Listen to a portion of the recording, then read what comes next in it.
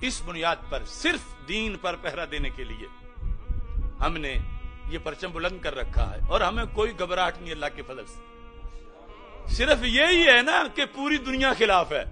صرف یہی ہے، اس میں کیا ہوتا ہے؟ اور ہم کسی سے حمایت کی بھیک نہیں مانگ رہے،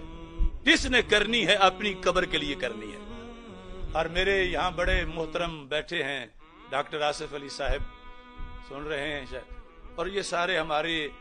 جتنے بھی کارکنان ہیں، چونکہ وہ بات کر لیتے، میرے سے یہی بیٹھے انہوں نے بات کی، جنہیں بار بار علماء و مشائخ بھی کہہ رہے تھے کہ تمہاری بات سنتے ہیں، ان سے یہ کہو کہ ہیں 100% سچے، مسلک یہی ہے ہمارا بھی، لیکن حالات ٹھیک نہیں، اور اس سے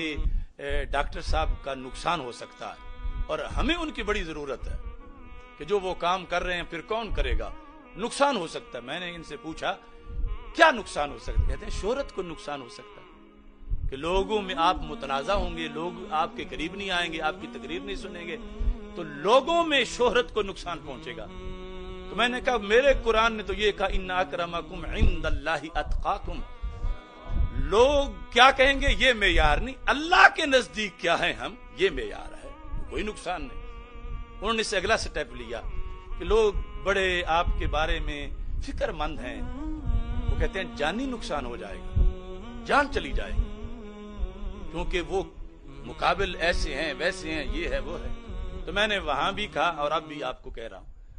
اور یہ کبھی شاید میرا کہا ہوا تمہیں سننے میں بڑا لطف آئے گا، کہ اگر میرے رب کو یہ منظور ہے کہ میرا قلم، میرا علم، میری زبان، اس سے ملت کو، دین کو، اہل سنت کو فائدہ پہنچے کئی سالوں تک اللہ کے حکم سے، تو یہ بھی بہت اچھی بات ہے، مجھے پسند ہے۔ لیکن اگر میرے اللہ کو یہ منظور ہے کہ میرے خون سے اس ملت کو فائدہ پہنچے، میرے خون سے حق باطل کا فرق واضح ہو جائے، میرے خون سے عقائد اہل سنت اجاگر ہو جائیں، میری شہادت سے اہل سنت اور رافضیت کا فرق واضح ہو جائے،